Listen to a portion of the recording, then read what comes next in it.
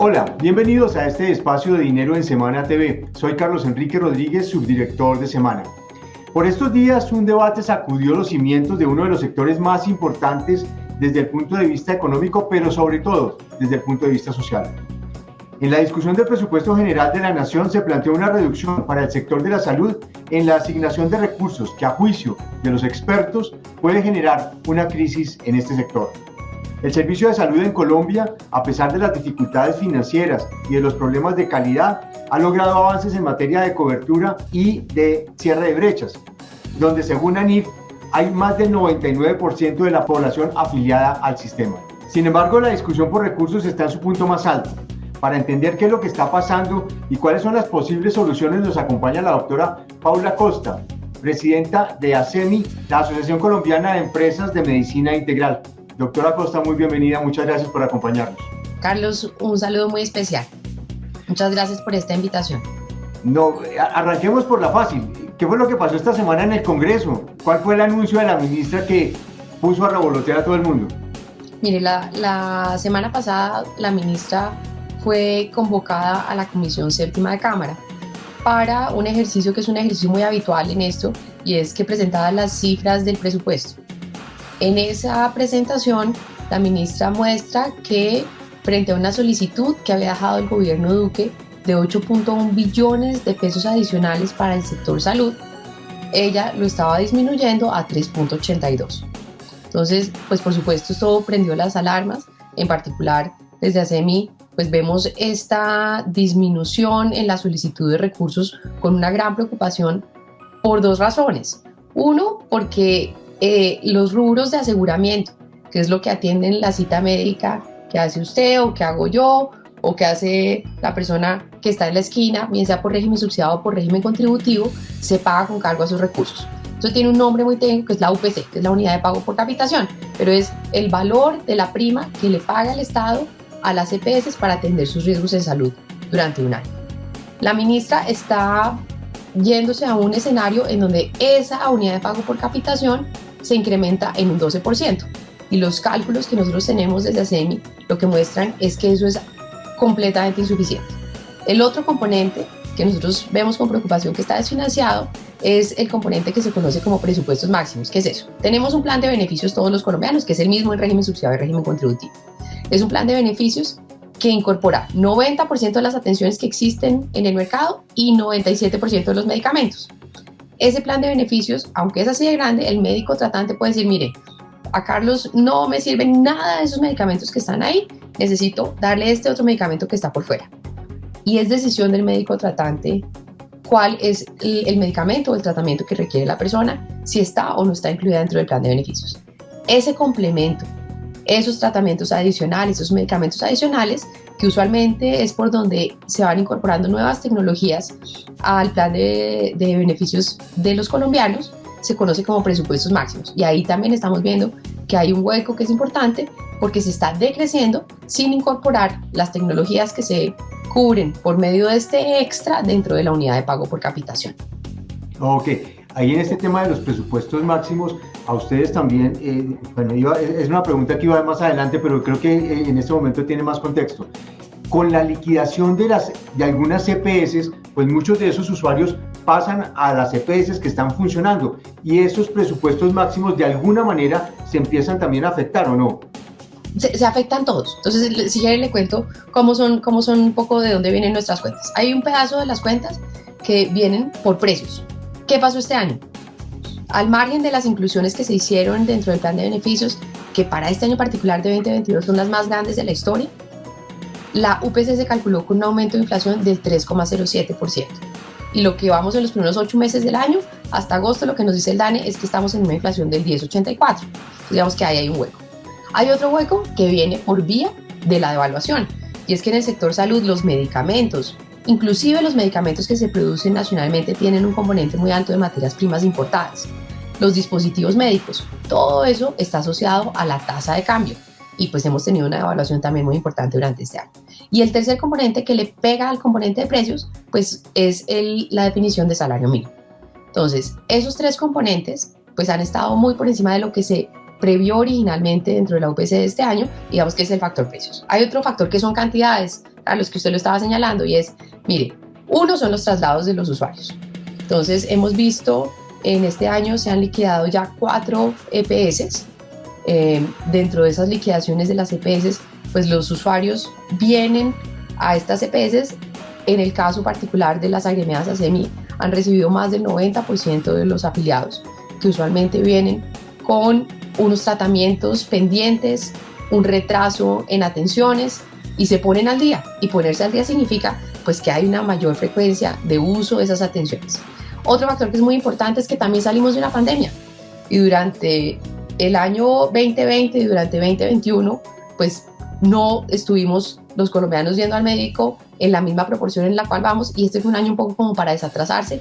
Hemos visto un aumento de frecuencias en el uso de los servicios médicos, que es importante. Entonces, tenemos un efecto que es el efecto de precios, devaluación, inflación, salario mínimo, y tenemos un efecto de cantidades que está dado por los traslados, porque nos estamos desatrasando de atenciones médicas, y porque esas cosas que se incorporaron dentro del plan de beneficios, que son 645 atenciones y más de 20.000 medicamentos, aumentaron también la frecuencia de uso. Entonces, tenemos efecto precios y efecto cantidades, que es un rezago de 2022. Pero además tenemos que ver hacia adelante qué va a pasar el próximo año. El próximo año también tenemos una presión inflacionaria, tenemos una presión de evaluación, y hay una discusión que en este momento está calentando motores alrededor del salario mínimo, en donde el 64% de los trabajadores del sector salud está entre 1 y 2 salarios mínimos, con lo cual pues su ingreso se define básicamente cuando se define el salario mínimo, en donde el punto focal de la discusión está alrededor del 15%. Entonces, si juntamos los dos efectos, pues el 12% que está proponiendo el gobierno es muy insuficiente para poder continuar prestando todas esas atenciones, que nuevamente en este sector son millones al día.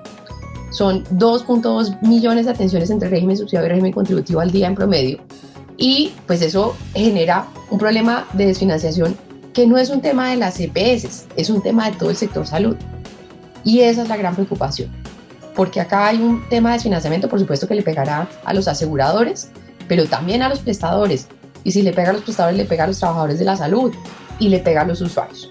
Entonces, ustedes irrigan a todo el sistema los recursos que entran.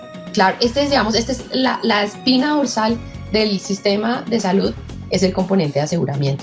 Eso es lo que paga la salud de los 48 millones de colombianos que estamos en régimen subsidiado o régimen contributivo. Con eso es con lo que se paga la cita al médico, con eso es lo que se paga la atención de urgencias cuando usted está dentro de alguno de los regímenes, y con los recursos de los presupuestos máximos, porque nuevamente el médico tratante es el que tiene toda la libertad para definir si lo que necesita la persona está dentro del plan de beneficios o es algo por fuera del plan de beneficios. Entonces, esos dos componentes son los recursos que pagan las atenciones del día a día de todos los colombianos. El cálculo de ustedes de cuánto debería ser el aumento para poder mantener este sistema funcionando. Sí, mire, nosotros volvemos al escenario que ha presentado originalmente el gobierno, en donde hay un aumento del 14.97 de UPC. Digamos, ese para nosotros debería ser el piso de la discusión, teniendo en cuenta estos dos factores. Naturalmente, estamos analizando los datos de este segundo semestre, en donde se han incrementado aún más el uso de atenciones y de servicios del sector salud. Entonces, pues esta tendrá que ser una discusión técnica. Esto no puede ser una discusión, Carlos, que solamente se dé en los medios de comunicación, sino pues acá hay una información increíble que tiene el sistema de salud colombiano, en donde se registra atención por atención, en donde esa información es objeto de auditoría, en donde el Ministerio de Salud verifica esos datos de una plataforma que se llama CISPRO, en donde las atenciones que se hacen a través de presupuestos máximos se hacen a través de un sistema que también maneja el Ministerio de Salud, que se llama MIPRES, Mi Prescripción, MIPRES. Entonces, acá hay una información muy grande que en el grueso de los casos la tiene el Ministerio de Salud, que hace la verificación y que tiene una comisión en donde participa el Ministerio de Hacienda, el Departamento Nacional de Planeación y el Instituto de Evaluación en Tecnologías en Salud para definir cuál es ese incremento para el próximo año de la UPC. Esto es pensando que no va a haber nuevas inclusiones dentro de ese paquete de beneficios. Entonces, hay muchos elementos. Estamos digamos, abiertos y solicitando un espacio para tener una mesa técnica y poder dar esta discusión en una mesa técnica. Pero como todos sabemos, si la plata no quedó en el presupuesto, pues después la discusión técnica pues no está respaldada con recursos, y sin recursos pues se ven afectados los servicios para todos los colombianos. Hoy, ¿de cuánto es el valor que se tiene para atender el sistema de salud? Y ustedes en algún comunicado manifestaron que se requieren al menos 76 billones para financiar servicios cubiertos en los regímenes subsidiado y contributivo, y cerca de 5 billones para financiar tecnologías no cubiertas. Hoy, ¿de cuánto es la cifra? ¿Cuál es lo que propone el gobierno? Y si es esto lo que ustedes plantean.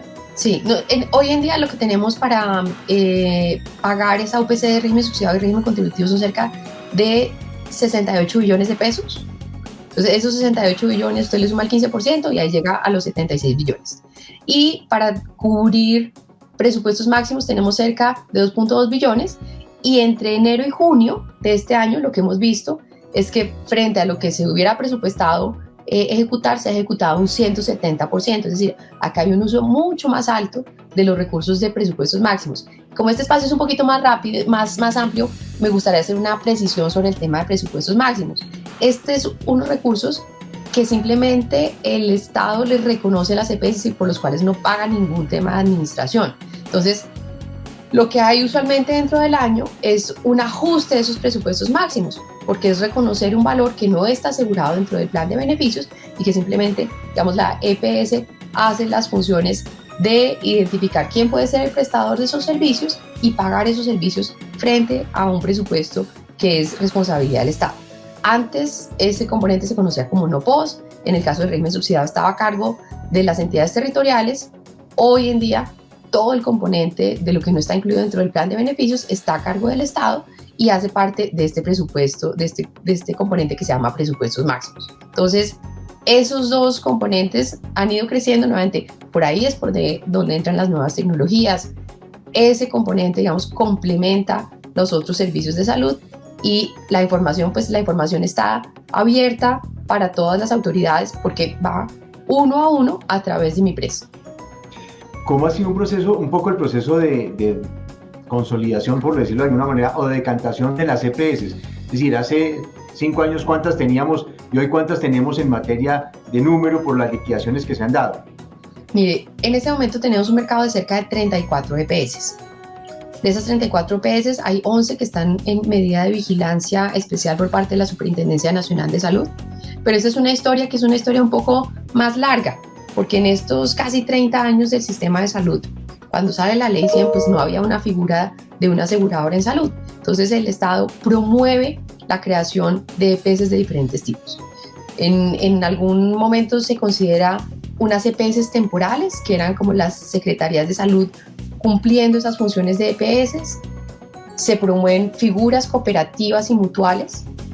Y digamos que lo que ha mostrado este recorrido es que las EPS que realmente se han consolidado son las que tienen una mayor capacidad técnica, porque este es un sistema en el cual se necesitan unas capacidades de asegurador que tienen que ver con la gestión de riesgo de salud y con la gestión de riesgo financiera de los hogares. El experimento de las EPS temporales alrededor de las secretarías de salud fue un experimento que no funcionó. En ese momento se logró tener más de 200 EPS. Estas EPS poco a poco se fueron liquidando. Pasó algo similar con las mutuales y las cooperativas. Hoy quedan dos mutuales, Mutualser y Cosalud, que son dos ejemplos de EPS muy bien consolidadas y muy bien estructuradas, que tienen, digamos, ese antecedente comunitario que es tan importante. Pero realmente lo que vemos es que hay un proceso de consolidación, como hay en muchos sectores de seguros. Cuando uno mira los seguros para carros o los seguros de vida, pues lo que ve es que se necesitan unos grupos lo suficientemente amplios para poder hacer una buena distribución de riesgo, unos pools de riesgo, digamos que es como el término técnico para poder hacer una distribución de ese riesgo.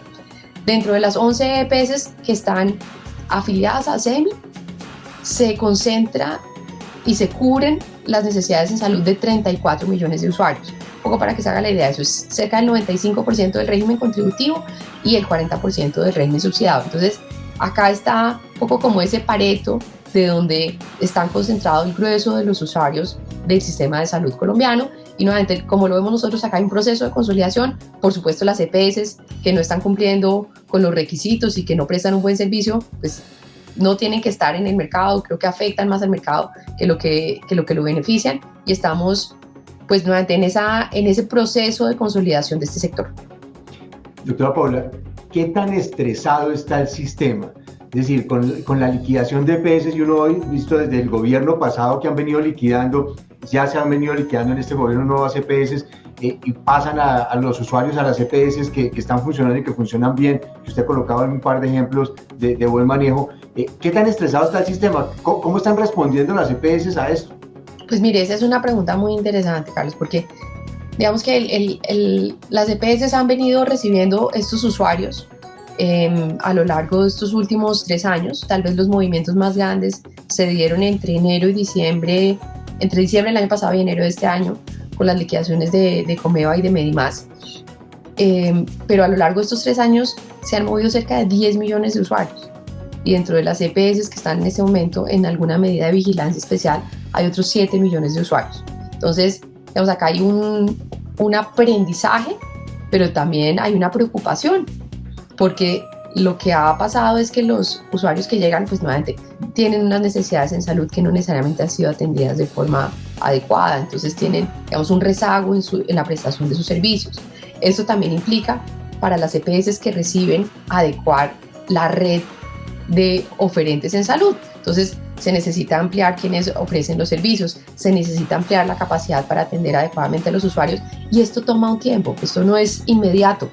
Entonces, hay un periodo, digamos, que lo que ha mostrado los estudios de la Superintendencia Nacional de Salud es que en las EPS que se liquidaron anteriores a 2022 tomaba cerca de 3 meses estabilizar las necesidades en salud de esa población y también ampliar esa red de prestadores para que pueda volverse a mantener los niveles de servicio, que es una preocupación constante. Pero también requiere otra cosa que es muy importante, y es que requiere unos aportes adicionales de capital por parte de las EPS que reciben a estos usuarios. Entonces estamos en un momento que usted entenderá es muy difícil porque se están trasladando nuevos usuarios, pero estamos en ciernes de una reforma a la salud en donde se plantea la eliminación de las EPS. Entonces, digamos que es un escenario en donde la vocación de las EPS es prestar un buen servicio. Esa es la preocupación de todos los días de mis afiliados,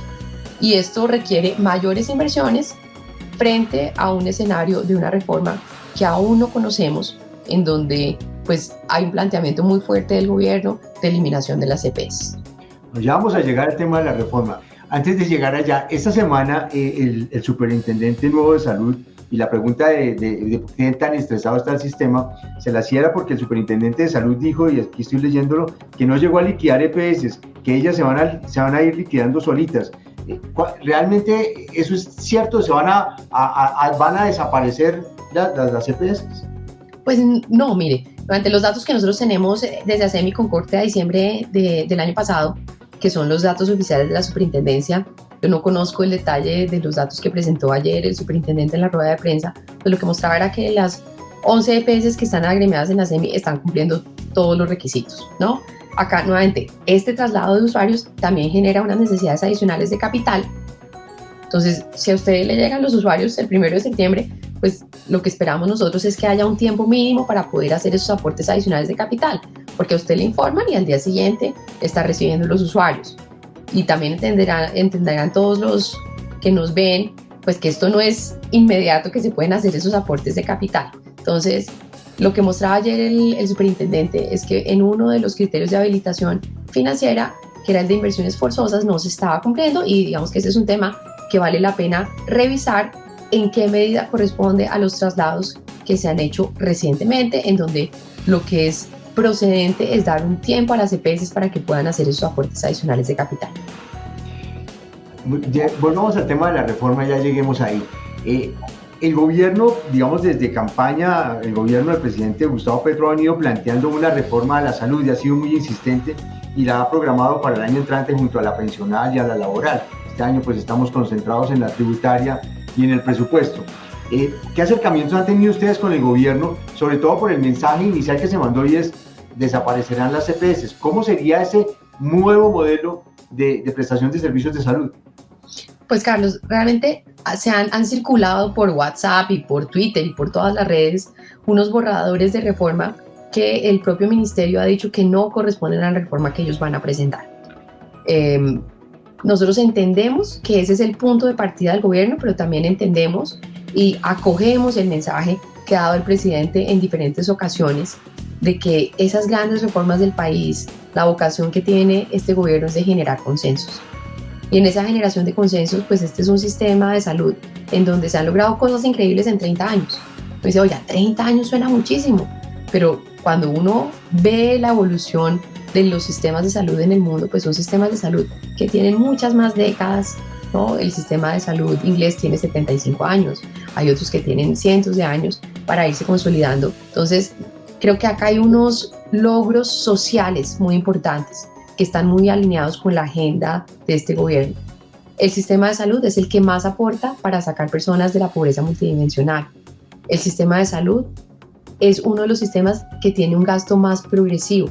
Cuando usted mira qué porcentaje convierte en pesos esto que es un subsidio, digamos en especie, en el caso del régimen subsidiado, y mira por los diferentes quintiles de ingresos, el quintil de ingresos, el 20% de la población que tiene el menor ingreso es el que recibe una mayor proporción de sus ingresos a través del sistema de salud. Entonces, este es un sistema de salud que tiene un componente de construcción de equidad que es muy profundo, que opera y que creo que debería no echarse para atrás en materia social. Entonces, el gobierno dice, este es mi punto de partida, eso lo entendemos que acá hay un llamado de toda la ciudadanía que eligió al presidente Gustavo Petro con un mandato de cambio, pero también entendemos que ese cambio tiene que ser un cambio constructivo, que no regrese a fórmulas que ya hemos experimentado como país. Nosotros ya tuvimos un sistema de salud público único, que no funcionó, que era terriblemente ineficiente, que generaba muchas inequidades. Ya tuvimos modelos en los cuales las entidades territoriales tenían unas competencias en las cuales pues tampoco era eficiente ese manejo. Yo recuerdo que hace cerca de 12 años los municipios estaban encargados de hacer la contratación con las EPS del régimen subsidiado. Bueno, eso no funcionó. Solamente llegábamos al mes de marzo y todavía no estaban hechos los contratos de las EPS con el régimen subsidiado, y eso generaba traumatismos en la atención de la población, generaba problemas en el flujo de recursos.